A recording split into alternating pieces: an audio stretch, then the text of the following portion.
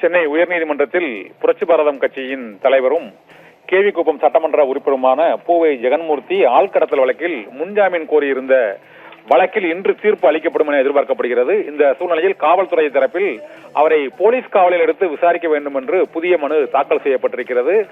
காவல்துறை தரப்பில் தாக்கல் செய்த மனுவில் ஆள்கடத்தலுக்கு மூளையாக ஜெகன்மூர்த்தி தான் செயல்பட்டிருக்கிறார் என்றும் விசாரணைக்கு அவர் முழு ஒத்துழைப்பு அளிக்கவில்லை என்பதும் நிரூபணமாகி இருக்கிறது என்றும் காவல்துறை தரப்பில் தெரிவிக்கப்பட்டிருக்கிறது. மேலும் ஆள்கடத்தலுக்கு ஏடிஜிபியின் வாகனம் பயன்படுத்தப்பட்டதை அவர் விசாரணையின் போது மறுக்கவில்லை என்றும் காவல்துறை தரப்பில் தெரிவிக்கப்பட்டிருக்கிறது. இதனால் அவரை போலீஸ் காவலில் எடுத்து விசாரித்தால் மட்டுமே இந்த காதல் திருமண விவகாரத்தில் அந்த சிறுவனை கடத்துவதற்கு என்னென்ன நடவடிக்கைகளை இவர்கள் மேற்கொண்டார்கள், யார் யார் உடந்தையாக இருந்தார்கள் என்பது தொடர்பாக சட்டமன்ற உறுப்பினர் பூவை ஜெகன்மூர்த்திக்கு தான் முழுமையாக தெரியும் என்பதால் இந்த கடத்தலுக்கு அவரே மூளையாக செயல்பட்டிருக்கிறார் என்பது உறுதியாகி இருக்கிறது என்பதால் அவரை காவலில் எடுத்து விசாரிப்பதற்கு அனுமதி அளிக்க வேண்டும் என்று காவல்துறை தரப்பில் மனு தாக்கல் செய்யப்பட்டிருக்கிறது.